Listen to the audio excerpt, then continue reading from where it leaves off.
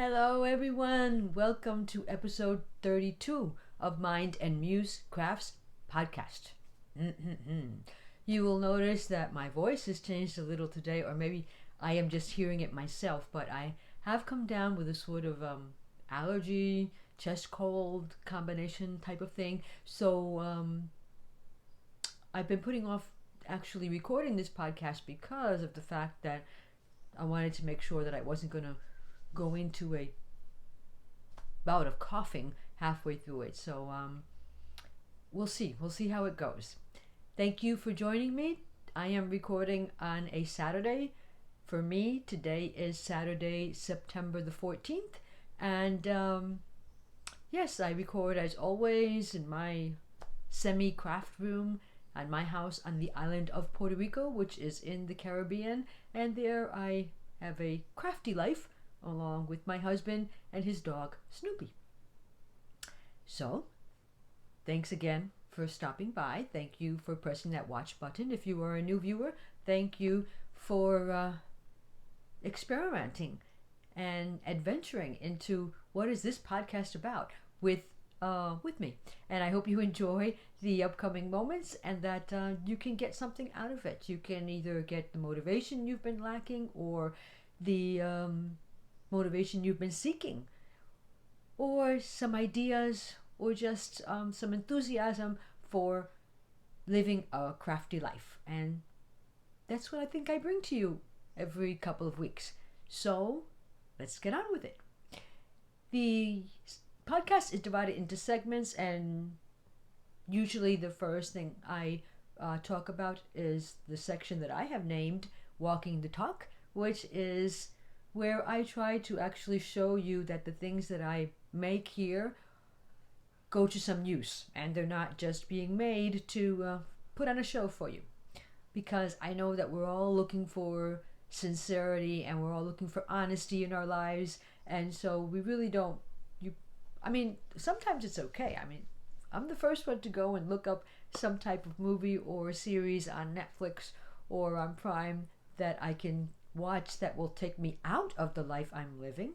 But I don't know. I just get the feeling from what I experiment myself, what I experience myself, that we're looking for more honesty and sincerity when we join these podcasts. So this is my Walking the Talk section, and I have two things to present to you. Both of them are also my end-of-line projects for this week. Although what I am wearing, the blouse that I am wearing today, the top that I'm wearing today, I did finish it pretty close to when I recorded the last podcast. I have even worn it a couple of times since then. And so, but when I last shared it with you, it had not been completed. What I am wearing today is the cross stitch crochet top, which is a paid for pattern that I found at darngoodyarns.com. I downloaded it, and it called my attention because I had not found, although I had in my stash for a while linen yarn, I had not found a crochet pattern for linen yarn, and this one just turned up. I was looking for summer crochet tops, and this one turned up, and it looked pretty neat on the screen of the project page, so I decided to give it a try. I have talked about this a lot on my previous podcast. I just wanted to show it to you today. So it is completed. You can tell because I'm wearing it, right?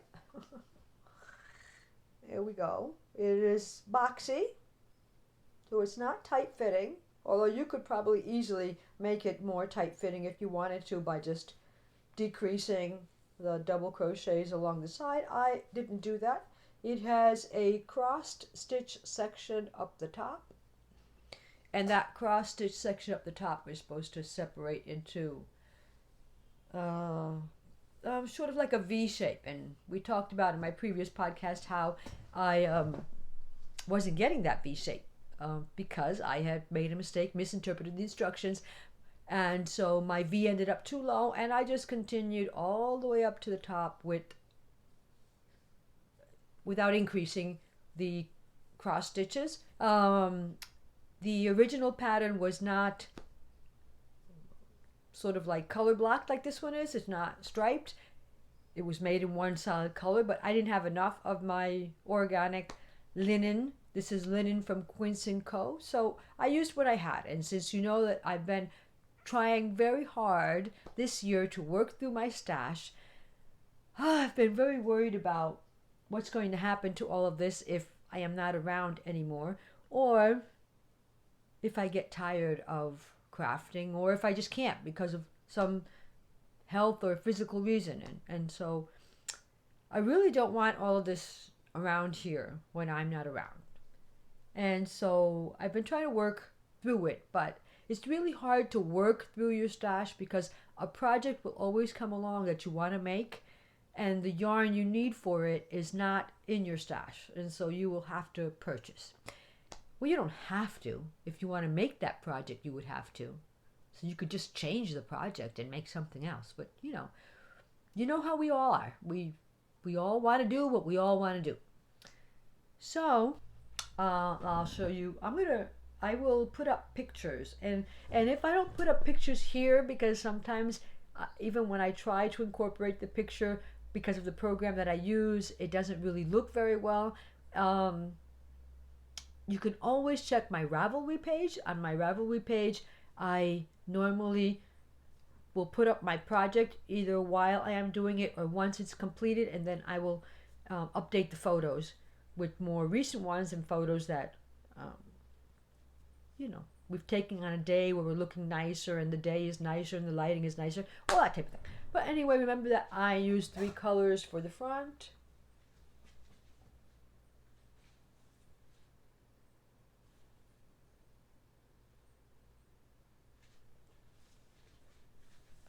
But for the back, I only used 1 colors.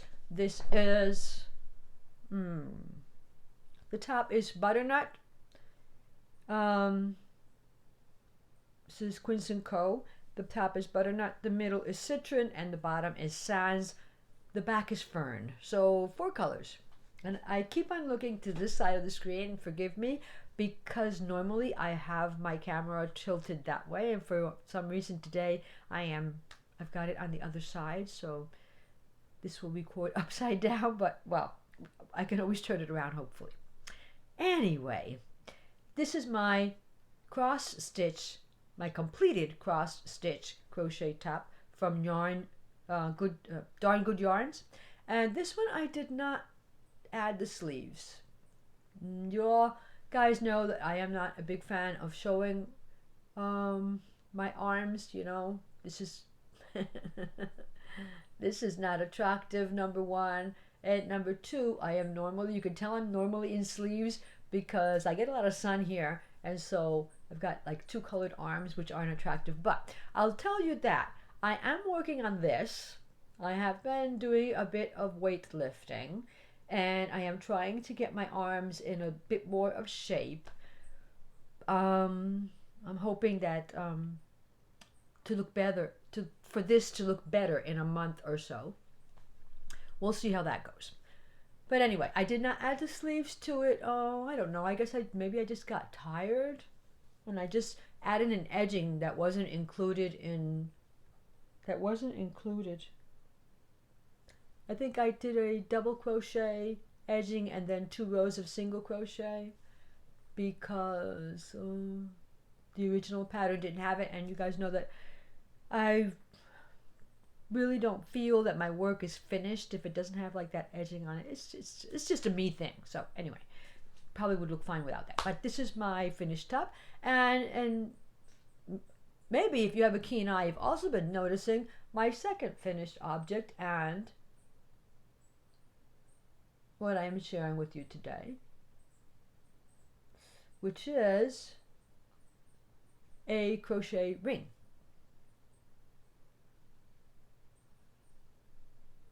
It's a crochet, it's got a crochet band, and then I have just added 1 small bead which is the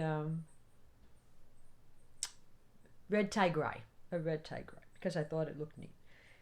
Okay, so once again, I tried this out. This is a free pattern. You can find the pattern and a video, and I suggest watching the video because the pattern is like 3 lines. It's something you can sit down and do in maybe 15 minutes. But when I saw the things that she's in the videos, some of them cleared up a lot of what, you know, because the instructions are meant to be small and compact. And so the video was helpful. This is from Tina's Handicrafts blog. Tina's Handicrafts blog. I think I have it open here so that I can share it with you today. Let's see. There we go. Tina's Handicraft blogspot.com. And that's the flower. She, I don't know if you can see it, but let's see. Because, you know, you get glare against glare when you're showing a computer screen, but this part down here, those are the instructions. So it is very convenient to watch the short video that she has up, and she adds a button to the middle, which is also possible. I don't see anything wrong with adding a button to the middle if it's a button that you find elegant and that you actually enjoy,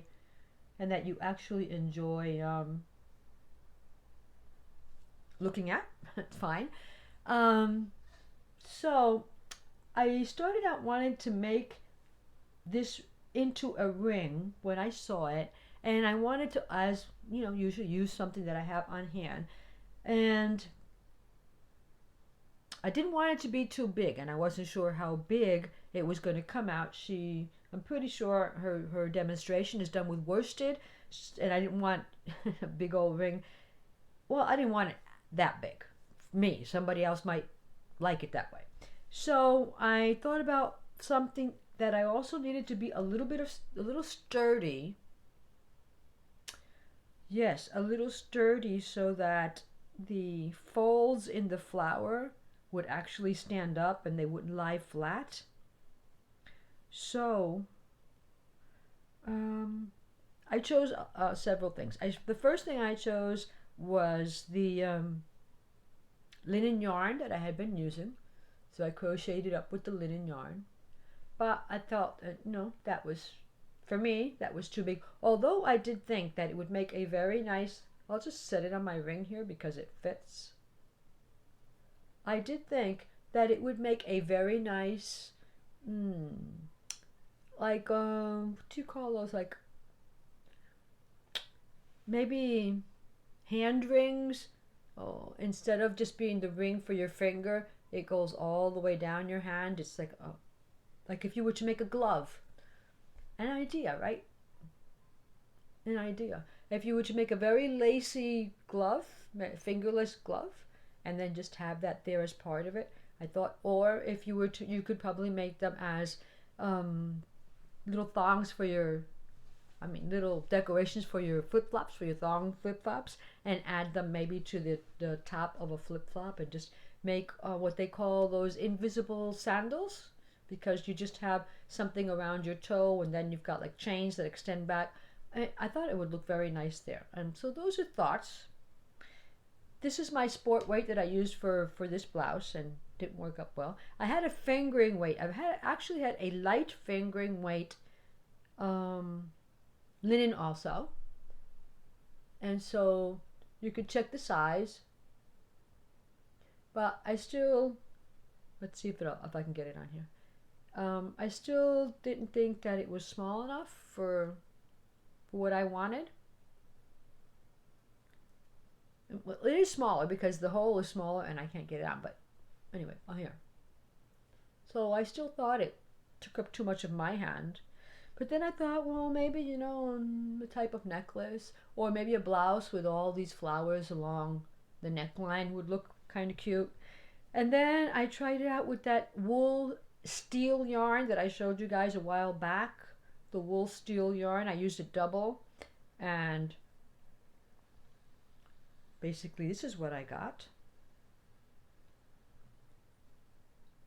And so this is like a lace weight.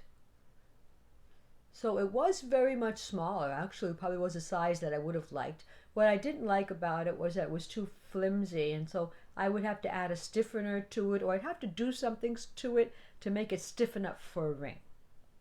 Okay, so I ended up using this yarn, which is 100% nylon. I believe it's from Omega. Yep, there's Omega on the inside.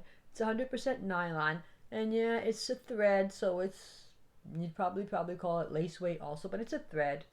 It's nylon thread, and this is found here in tons. I don't know what they actually use it for, but you can find it here in tons.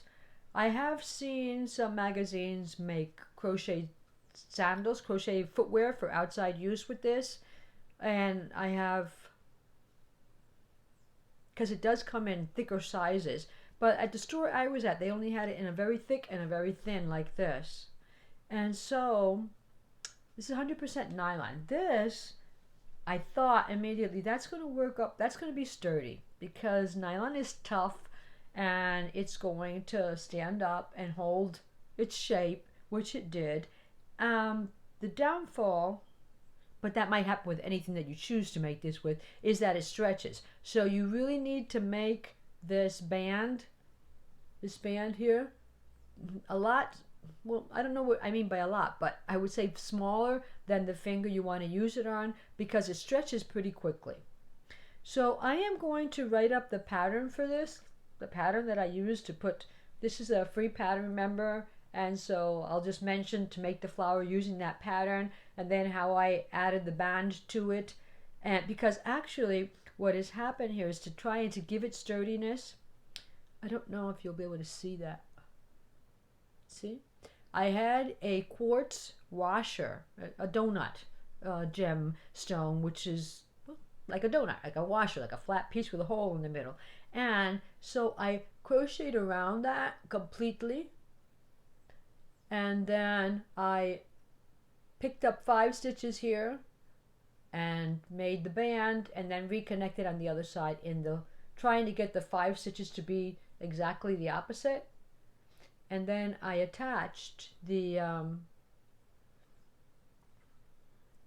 flower like this, and I just sewed it around, darned it around with a needle and thread. So I'm going to try to write that up in case anybody's interested. I think if you have somebody that likes that type of thing, they make a great fast gift. And depending on what you put here in the middle, and you could even add beads all around the edges, because this yarn, for example, is thin enough so you can load your beads onto it first and then pick them up as you need them when you want to place them somewhere. So that's my second finished project for this episode, and I'm happy with it. And the bad thing about it is that you get these tons of ideas in your head, and they're all going to distract you from what you actually have on the go that you actually want to finish. So yes, I've had a couple of distractions this week, and so I have been pressing on with my previous projects. But you remember that I had a very long-term project, which was Cora, is the dress that Cora is modeling. Now, don't get your hopes up. It's not finished. It's just pinned to her. Okay, I'll show you. It's pinned to her. I have 3 sides done, and I'm missing one. And I also purchased this lilac slip, but I found that I think the slip is going to be too sheer to actually wear it under the dress, so I might need to use a thicker dress, or maybe just another slip under the slip or something like that. But anyway, that's where it's at. This is, if you remember, is the Everlasting Wedding Dress, and I have the pattern here. It's also a paid for pattern. If you aren't on Instagram, you might have seen Coco Crochet Lee, that she made this dress to attend a yarn festival that she was going to some while back, and she kind of kept you guys up to date step by step what she was doing.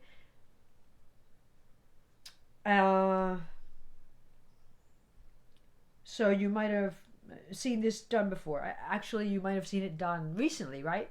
And so, long story short, you know that I was looking for a dress for my son's wedding because I still have a scar over here. I'll show it to you.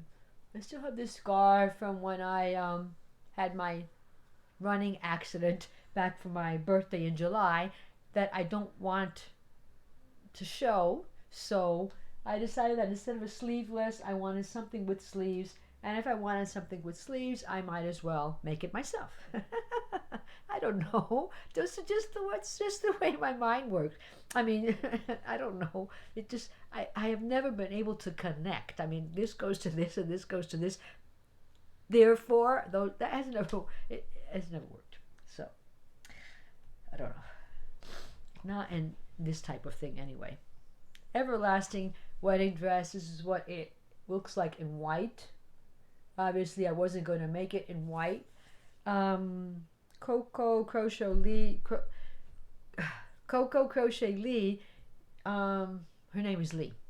Well, Lee, and she is a crochet designer. She comes out in several crochet knit programs that are on TV, and she also does tons of other stuff. So you might know her from I don't know. You might have seen her on TV. I have seen her show on TV, or you just might follow her on Instagram or know about her from some other source. She is well known enough, but she did make it, and she also made it in sort of like a lilac, but she was using a gradient yarn from Lion's brand, and so it's got a different look. This was done in fingering weight cotton, the original, the design. The design, I've bought it from Annie's Crochet. They have a catalog in Annie's Crochet, but the designer is Jenny King. The designer is Jenny King. This is the back. What the original design looks like, and what my design is not going to look like, because I'm not going to do that.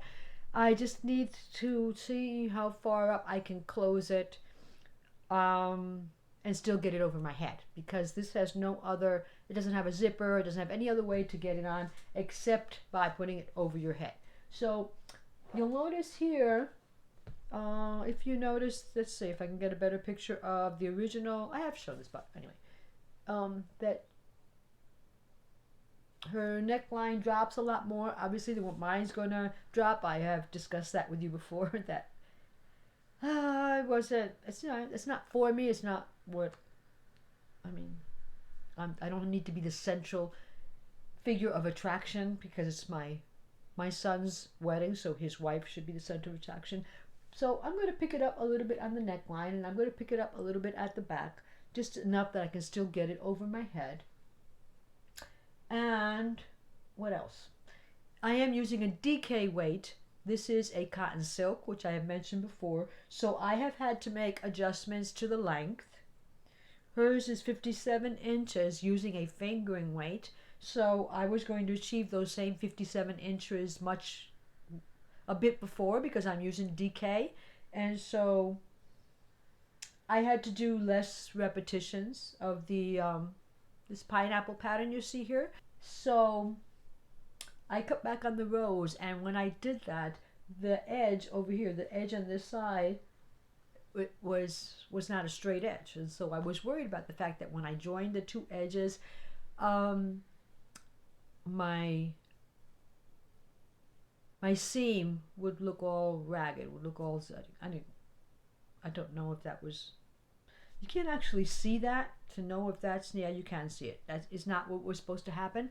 So I straightened out the edge. I tried to use a combination of single crochets, half double crochets, and double crochets, depending on how much I needed to straighten it out, and I tried to straighten it out as much as possible.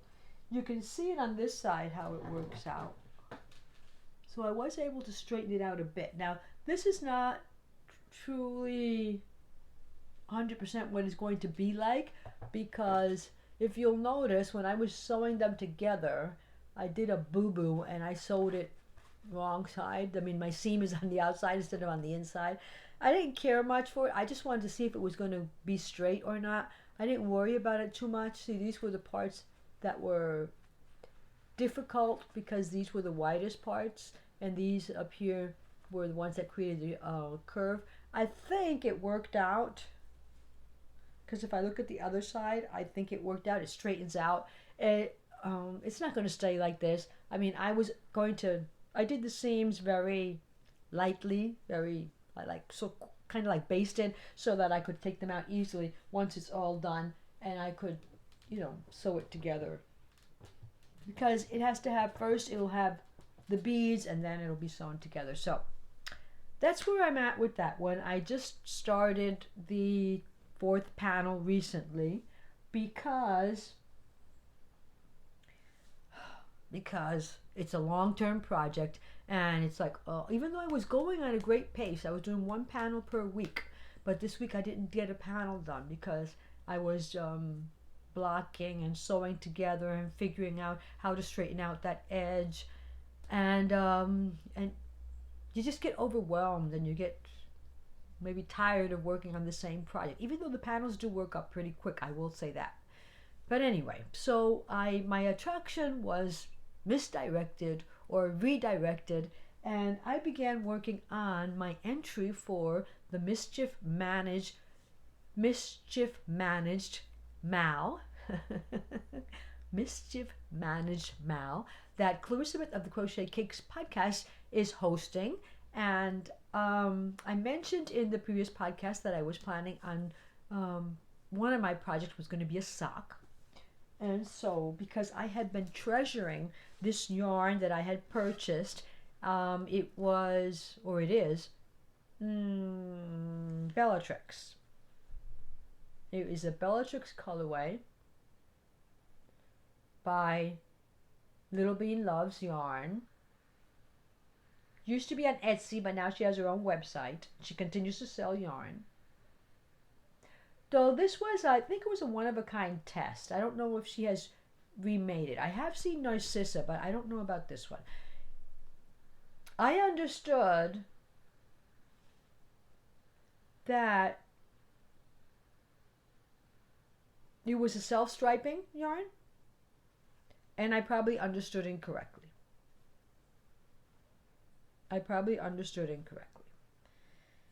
I mean, it's hard to go back because I've been treasuring this for a couple of years, so I don't know. I probably could ask her. But I don't believe it turned out to be self-striping. I'll show you. I already finished one sock. I started this week. Shows you how much I've been distracted because I didn't get the panel done this week that I was supposed to, but I did get a sock done. And this is my contrasting yarn, which is just a yarn from Knit Picks. I have the colorway here, I think. I don't know if it has a colorway. It's got a colorway number. It's just 80% fine Highland wool and 20% polyamide, which I believe is just nylon, another word for nylon. But no, it doesn't have, it's just a tonal painted yarn. It just has a number at the back. But looking at it now, I really don't know if it was the best choice because I think it blended in too well with the yarn, but this is the sock that I have made up. And so you see, it might be self-striping, but it definitely does not work up to be self-striping in crochet. And I have to say that that is not always the case. If the color changes are long enough, you could get almost as good a self-striping as you could for knitting. So, I don't know. I'm hoping to have enough yarn left over so I can knit up a shorty, at least one, to see how the yarn looks knitted up. Because, I have to say I was a bit frustrated in the end. It looks to me more like just variegated. I mean, I can definitely see the rose of the gray there, but it definitely didn't work up as well as it did for Narcissa. Definitely didn't look up as well as it did for Narcissa. But, well, anyway, about the pattern. This pattern is the Vintage Wave Socks by Clarissabeth of the Crochet Cakes. So I'm also using her pattern. And so I've got contrasting cuffs, toe and heels, because I had 100 grams of this. So that was very easy to get that out of it. And I made them into a shorty sock, and I think I could have even made them shorter. I went up 1.5 inches on the leg before I started the cuff. Probably could have done shorter, but I like the fit. They fit me very well, and she uses a vintage shell stitch, which is one of the reasons why I think I was a little frustrated with the yarn, because I didn't think that the choice of yarn showed up the vintage waves very well. It's got extended single crochets at the back and the vintage wave at the front.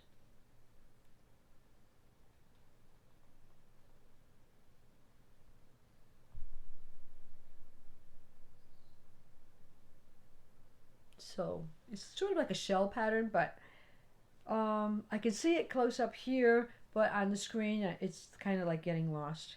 But it's a lovely sock. It works up. The sock pattern works up very well. So if you need an idea for the mal, here's a quickie. Look at that. In 1 week I made one sock already, while working on other things. But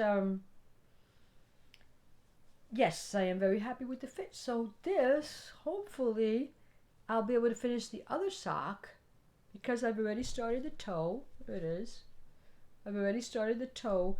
The pattern states that she uses a 3mm hook, and I have heard Elizabeth say that, and I know from experience, that she is a very loose crocheter, so I had to use a 3.5, and it would not have fit me. Normally I do my socks in a 3.25, but it would not have fit me if I had used a 3.25. I needed the 3.5. So it's entirely, I worked it entirely. Did I work it entirely? I worked it entirely in 3.5. And I'm saying that, but I'm doubting. I'm wondering if I went down for the cuff, because that would be a good thing to remember, right? When I make the second one. Well, there it is. And it's my shorty sock, so they'll be out on a run for me in October. I am calling these what am I calling these? It's already a perfect entry for the mal, because the colorway is called Bellatrix. But I'm calling these she called hers Vintage Waves, and I was going to call them Wicked Waves. But the fact that you can't see the waves, maybe I will change the name. But that's not the most important part of a project, is it? So, yes. I'm pretty sure I will have maybe 40 or 45 grams left over from my main colorway, so I might be able to knit up a pair of shorties there and see if the thing is that it only shows up self-striping and knitting, because some colorways are worked that way. So I have also, this is another thing that I returned to making with a lot of enthusiasm and a lot of attention, and then got distracted. But this is knitting, and so I am easily distracted from knitting. If you'll remember, this is a shawl that I started a long time ago. Not yet 2 years, but at least 1.5 years. And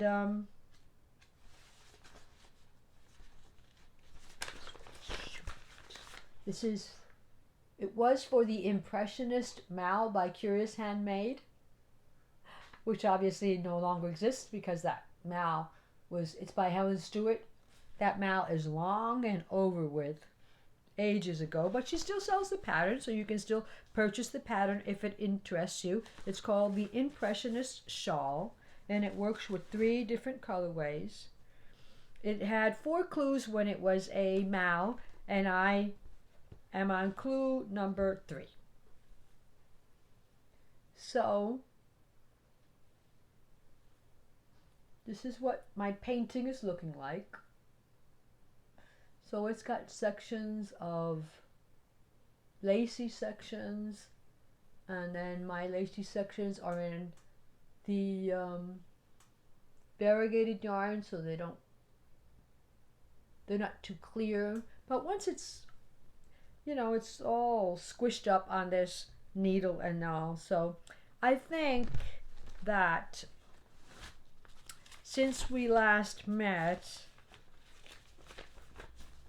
I picked it up again. I was on, like I said, clue number 2, and I think I was at 50%, so I might have I had about 5 rows to go there, and I've done 5 more. So since we last met 2 weeks ago, I have worked on 10 rows, but they're long, I have to say. Right now I am at 406 stitches, and you see that how I use the pattern repeat is 17 stitches, so I just put in these stitch markers every 17 stitches, and that way I know that I haven't skipped a stitch or I haven't lost a stitch, and then I don't have to count at the end to see where I'm at. And so unfortunately I discovered that a little bit late in the game, and so my initial rows aren't as precise as the ones that I'm working on now, but that's fine. It's for me, and so I'll take it with all its mistakes. So my main, it has 3 colorways. My A was this colorway that I dyed up using avocado pits and an iron water mordant. And this was the colorway Edinburgh from Wool and Vine Yarns. She she dyed up a colorway specifically for Edinburgh a couple of years back. And this was just a colorway that I purchased for a different mal that I had no intention of participating in, but I bought the 5 yarn pack because it was on sale, and it has silk in it, so it's very soft and squishy.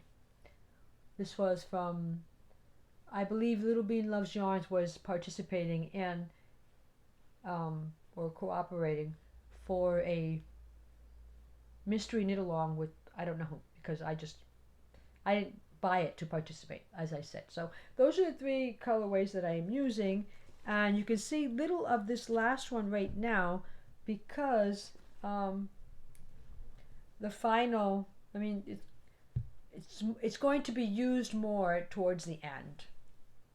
So it was used a little bit there in the middle, and it will be used more towards the end. And so yes, it's getting very time consuming to do each row. It's not something that I can do like while I'm watching TV, like I could ever knit while watching TV.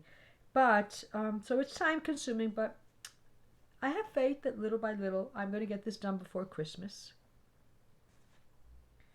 because when I finish this dress, for example, hopefully I'll have nothing else on my mind and I'll be able to dedicate more time to that. I really want to get it done before the year is over, but we'll see. No pressure. Okay, so my last section is usually about my crochet dreams, only in my dreams. And what I have to share with you is a project that this is one of the moments where you're on a yarn ban to not buy yarn because you want to use what you have, but you do buy yarn. Because Lion Brands had a sale recently with 40% off all of its kits. And thinking about Christmas, I purchased this pattern, the kit for this pattern, faux fur vest because I thought my oldest daughter would wear a vest like that around winter time. So this is designed by Mama in a Stitch. She designs for Lion Brand. And so this is the yarn that she used. Go for faux. I haven't even taken it out. Maybe I should take it out now in front of you, because some of the reviews when I was reading it were very upset with the yarn because it pilled and they got fur over themselves. So I don't know if after that, it's been some time, Lion Brand made changes to it. But I'm thinking that I'm not going to get all filled with yarn. I'm hoping, but I mean, I don't see it coming out right now. There were a couple of options for the colorway. I chose this one. I believe she did one in, I think it was maybe a pink or a peachy pink. I chose this one because my daughter likes gray, and it's 100% polyester, so there's nothing fancy about it, but except the fur. And I also purchased the hook that the designer recommended for making it. So here I've purchased a Chiago bamboo. This was an 11.5. There you go. It's an 11.5, and I had a 10 and I had a 12, but I didn't have that, and I just wanted to follow the pattern, and so I didn't want to invent. And I purchased also the hook that she uses to hopefully be more successful at it. So that's one of the projects that I need to give a go to, and I will probably start that once I finish this long-term project. And I also got, I think this was a it was on their clearance also, but this was under 5 for $5, and so if you bought 5 skeins of this yarn for $1 a piece. So I bought 5 skeins of that yarn. I don't know what I'm going to do with it, but I'll find something. Looks like it makes a pretty scarf. Well, that's it for my crochet dreams, and I hope you have enjoyed our little chit chat this week. I was always worried about not having enough to share, and always postponing it because I don't have enough to share. But I was having a conversation this week with another podcaster, and it's not about necessarily the content all the time. Sometimes it should be about just real life and the way real life can get in our way sometimes, or about,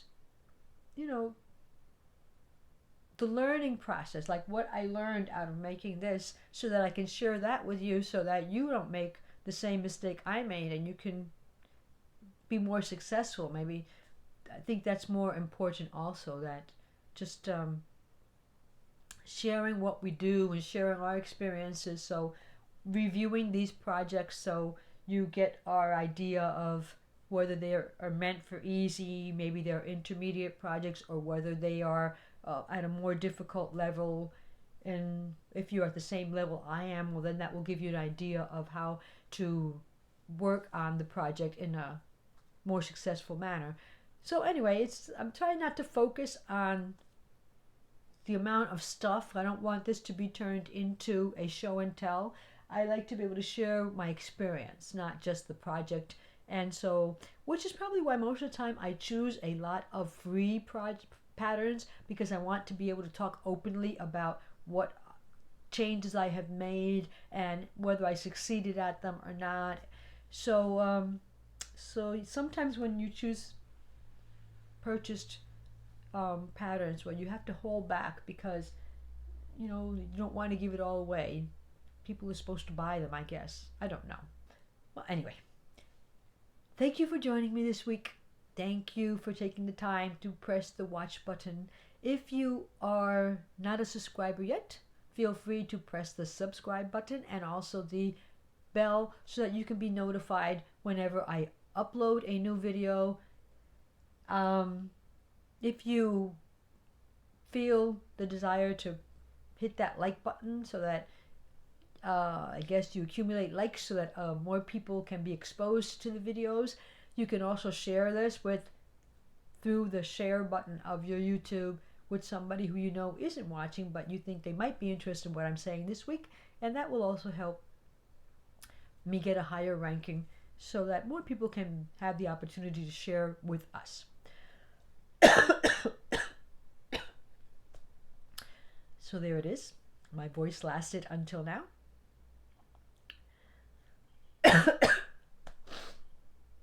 I just wanted to remind you that any pattern that I mention or yarn that I share with you, I usually try to remember to mention them in the show notes of this podcast, which are in the description box below, but they are also on my blog. I very rarely talk about my blog. I have a blog. It is called mindandmusecrafts.com, and I have a blog page where I just talk to you about different things that inspire me in the fiber community and also in other types of crafting, because I have said many times that I particularly began my crafting as a jewelry maker, and so I still talk about that one every once in a while. But also you can find a page there with all the links to my videos. You can find a page there that has all the links to my free patterns. So when I put up this free pattern, that's where you'll go and find it, on Mind and Muse Crafts.